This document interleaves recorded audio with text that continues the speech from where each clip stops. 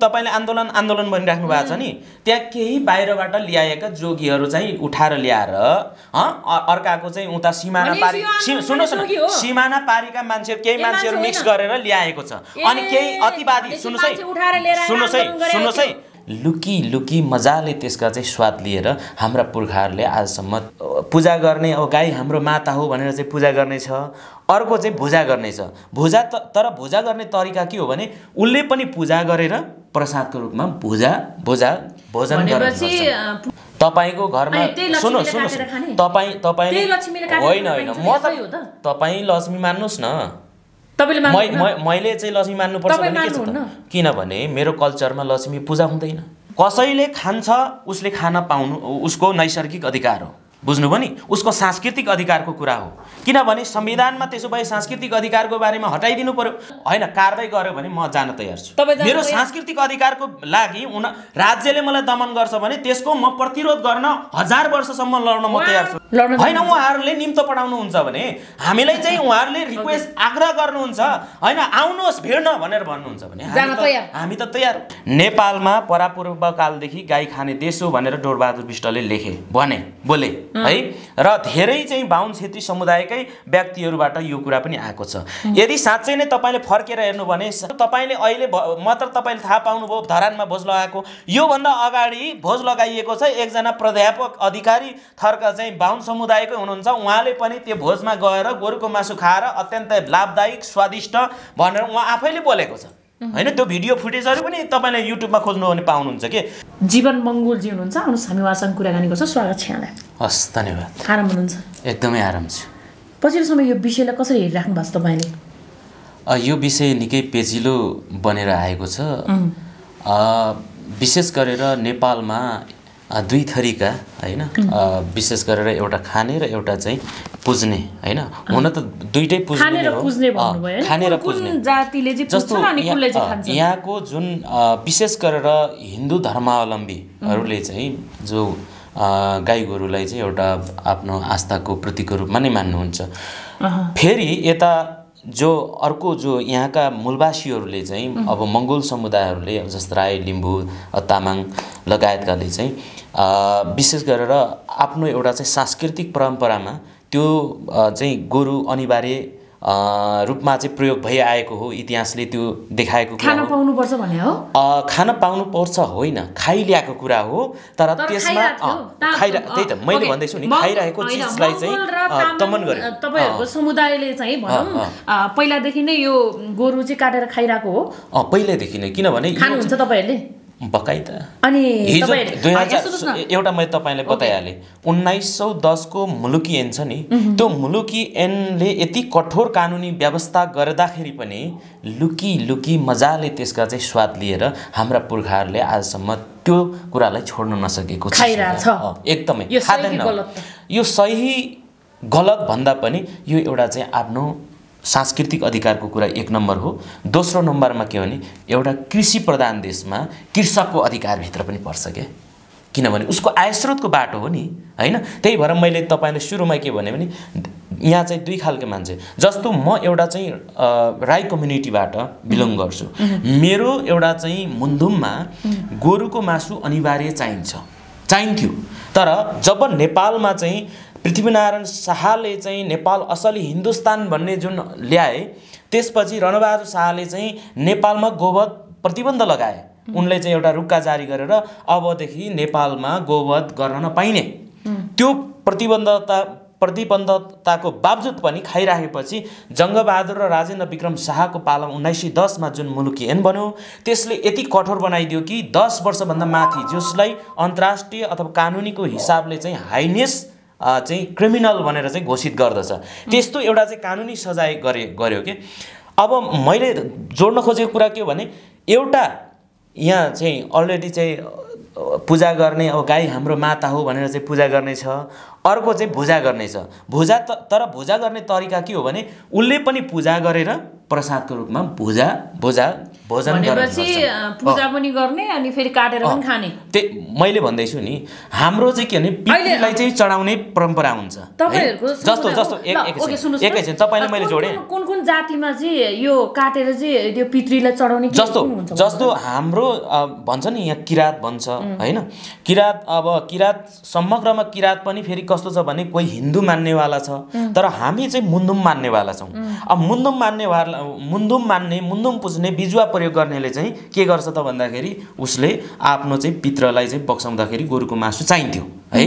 अब फेरि अर्को तरिकाले हेर्ने हो भने यहाँ जुन पण्डित लगेर चाहिँ घरमा पूजा गर्ने हैन उसले चाहिँ अब विभिन्न चाहिँ एउटा हिन्दू अनुसारको कर्मकाण्ड गर्ने उसले फेरि नचलाउन सक्छ हैन उसले प्रयोग नगर्न सक्छ। तर जो यहाँको चाहिँ पहिला पारुहाङ सुम्निमा भन्छौं हाम्रो चाहिँ आराध्य देवलाई त्यो पालादेखि चाहिँ आएको चाहिँ के हो भने तपाईको भनाइ अनुसार समग्रमा गाई खाएर काटेर चाहिँ खान पाइन्छ भने तपाईको भनाइ हैन। यो गाई मैले गाईको फेरि यहाँ अलिकति बेसी के नि गाई आउँछ के तर गाई त प्राय त्यति खाँदैन मान्छेले खाएको पनि छैन तर प्राय चाहिँ के हो भने गोरु चाहिँ खाकै हुन्छ अनिवार्य गोरु चाहिँ खाकै हुन्छ। तर तपाई खाएको चीजलाई त अहिले त मानेन त अहिले धरानको आन्दोलन तपाईले देख्नु भएन हैन धरानको आन्दोलन त अब पुरा हतियार सहित उत्रेछ नि यो सही कि गलत हो हैन यो यसलाई पनि त्यसरी नहेरौं हैन।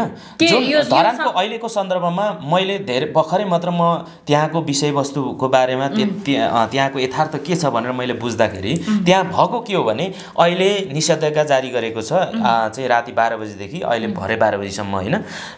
त्यहाँ चाहिँ धरानको जो तल्लो नाका जुन पूर्व पश्चिम नाका भनौं न धरान प्रवेश गर्ने इटरीदेखि माथि चाहिँ जो तरहराको मुखमा चाहिँ त्यहाँ पानी पिया भन्छ त्यो एरियामा चाहिँ धेरै चाहिँ प्रशासनको चाहिँ भनौं न सुरक्षा तैनात गरिएको छ।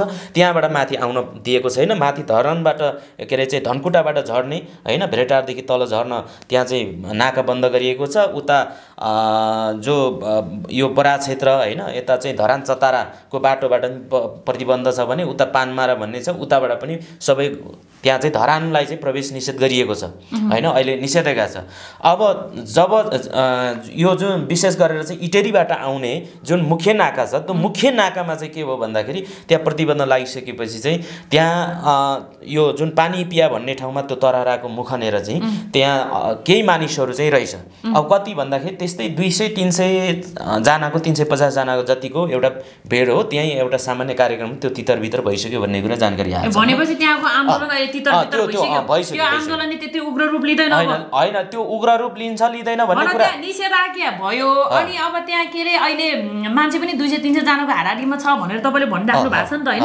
यो चाहिँ के तपाई यसमा चाहिँ खुसी हुनुहुन्छ? हैन खुसी दुखीको कुरा होइन। त्यो माहौललाई तपाईले कसरी हेर्नु भयो? हैन खुसी यस्तो सुन्नुस् गोरु के रे को मासु खान मैले भन्न खोजेको यस्तो संविधानमा लेख्या छ तपाईले भनिरहँदाखेरि तर यसलाई त कोही जातिले त एउटा संस्कारको रूपमा पूजिन्छ पनि हैन। यो लक्ष्मी पूजा भन्ने आउँछ नि हैन दशैं तिहारमा लक्ष्मीको रूपमा पूजा गर्ने चीजलाई काटेर खान पाउनु पर्छ भनेर भन्नु त एक हिसाबले त गलत हो नि हैन। यस्तो तपाईलाई मैले के भन्छु भने नि तपाईको घरमा लक्ष्मी पुज्नुहोस् हो तपाईको घरमा सुन्नु तपाईले होइन म त तपाई लक्ष्मी मान्नुस् न मैले चाहिँ लक्ष्मी मान्नुपर्छ भने के छ किनभने मेरो कल्चरमा लक्ष्मी पूजा हुँदैन। अब तपाईले एकैछिन है तपाईले जबरजस्ती मेरो घरमा लक्ष्मी पुज्नुहोस् भन्न त पाउनु भएन नि। तर मेरो कुरा सुन्नु ए बाबा मैले के भन्दैछु सुन्नु म मान्दिन म दशैं तिहार मान्दिन किन भन्दाखेरि हैन म मान्दिन हैन यस्तो कुरा पहिला सुन्नुस् है तपाईले नेपालको इतिहास पढ्नुस् हैन एकछिन सुन्नु न नेपालको धर्म ए बाबा सुन्नु न धर्म संस्कृतिको कुरा गर्नुहुन्छ भने तपाई एउटा तामाङ कम्युनिटी हो। सुन्नुस् न तपाई तामाङ कम्युनिटीको हुनुहुन्छ म राई कम्युनिटीको छु हैन सबैको आफ्नो छ। त्यो तपाई मान्नुहुन्छ कि मान्नुहुन्न? मैले मेरो आफ्नो चाहिँ जुन संस्कार भित्र पर्ने आफ्नो चाहिँ रीतिरिवाज म मान्छु हैन। अरु सुन्नुस् है क्यालेन्डरको भित्तामा भनौं क्यालेन्डरमा लेखिएको लक्ष्मी पूजा भनेर लेखिएको छ भने त्यसमा तपाई मान्नुहुन्छ कि मान्नुहुन्न? त्यसो भए सुन्नुस् है कसैको मान्ने होला कसैको नमान्ने।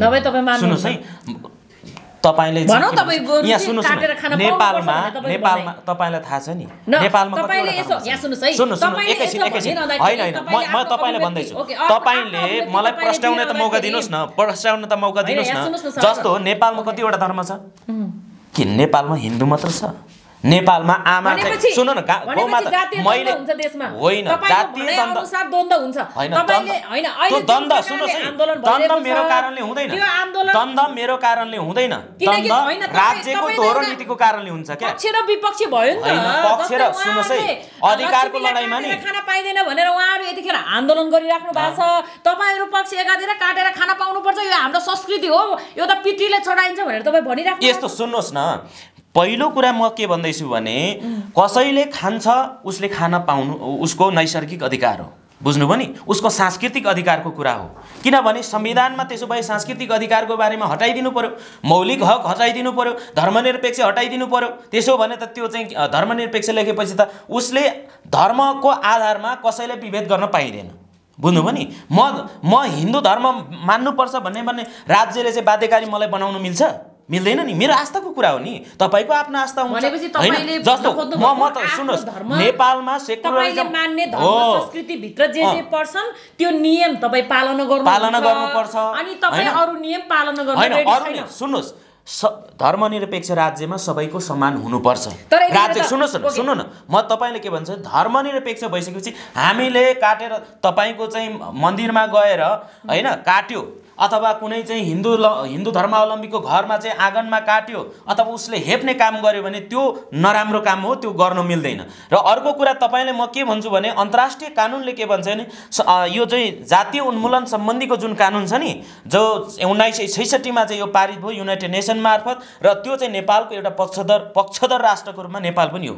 र त्यसको धारा 1 मा के लेखिएको छ भने सांस्कृतिक अधिकारको विषयमा हैन कुनै पनि चाहिँ त्यहाँ दुईटा संस्कार मान्ने अथवा त्यहाँ चाहिँ बहुल संस्कार छ भने बहु संस्कृति भनेका छौं नि नेपालमा हैन संविधानमा, बहु संस्कृति भनिसकेपछि सबैको संस्कारलाई चाहिँ बराबर के रे चाहिँ उसलाई चाहिँ सम्मान गर्नुपर्छ राज्यले। सुन्नु न एकैछिन सुन्नु न, बराबर उसलाई चाहिँ के मान्न पाउनु पर्छ।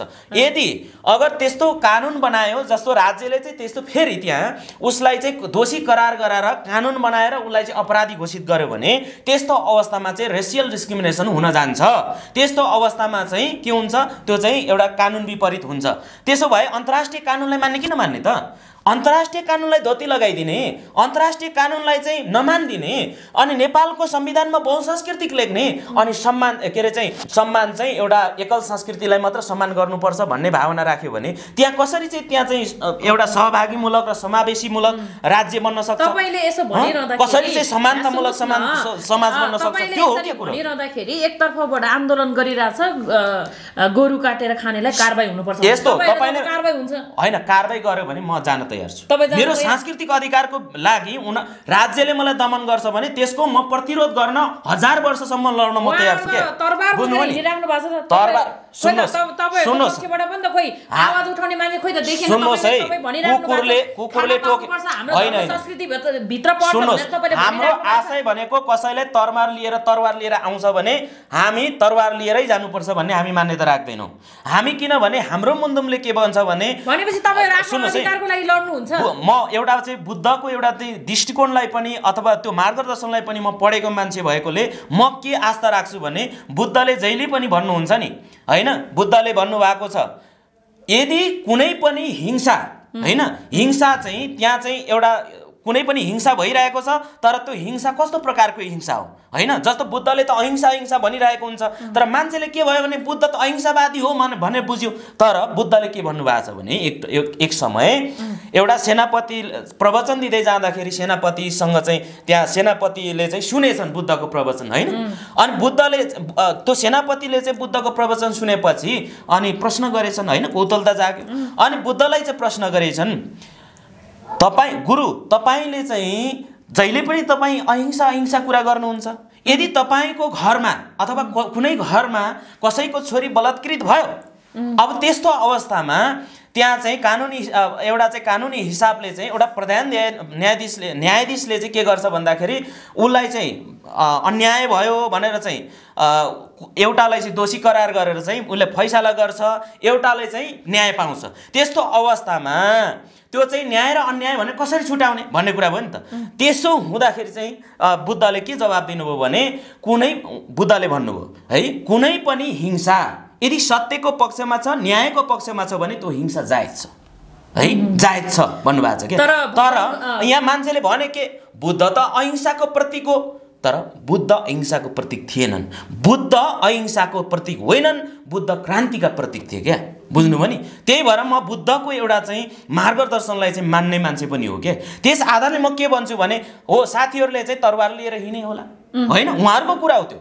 किनभने हामी हिजो हाम्रा सुन्नुहोस् है, हाम्रै पूर्वजहरूले लडेर ल्याएको लोकतन्त्रमा बसिसकेपछि सबैले आफ्नो अधिकारको लागि, आफ्नो आत्मसम्मानको लागि लड्न पाउँछ, अधिकार उठाउन पाउँछ। अब अर्को कुरा म तपाईँले के भन्छु होइन, हामी द्वन्द्व गर्न चाहेकै छैन। कसैले निम्तो गर्नुहुन्छ भने हामी पनि स्वीकार्न तयार छौँ क्या, जानुहुन्छ यति हो होइन। उहाँहरूले निम्तो पढाउनुहुन्छ भने हामीलाई चाहिँ उहाँहरूले रिक्वेस्ट आग्रह गर्नुहुन्छ होइन, आउनुहोस् भिड्न भनेर भन्नुहुन्छ भने हामी त तयार हौँ। हिजो पनि सुन्नुहोस् है, गोरु काटेर खान पाउनुपर्छ भन्ने पक्षमा होइन, हामी त के अरे चाहिँ त्यो पक्ष र विपक्षको कुरै छैन नि। हामीले त सुन्नुहोस् न, हामी त हाम्रा पुर्खाहरूले खाइरहेको कुरा हो क्या। सुन्नुहोस् न, हाम्रो पुर्खाहरूको पालाले खाइराखेको चिज हो। अहिले तपाईले भन्नु न, तपाईले यति कुरा भन्नु, एक पक्ष चाहिँ यो गोरु काटेर खानेलाई कानुन अनुसार कडा भन्दा कडा कारबाही गरिनुपर्छ भनेर आन्दोलन गरिराख्नु भएको छ। उहाँहरूले आन्दोलन गर्न पाउनुहुन्छ, तर सबै मान्छेले सुन्नुहोस् है, यो आन्दोलनको विषय छ नि, आन्दोलन जुन तपाईले आन्दोलन भनिराख्नु भएको छ नि, त्यहाँ केही बाहिरबाट ल्याएका जोगीहरू चाहिँ उठाएर ल्याएर अर्काको चाहिँ उता सिमाना पारी, सुन्नुहोस् न, सिमाना पारीका मान्छे केही मान्छेहरू मिक्स गरेर ल्याएको छ।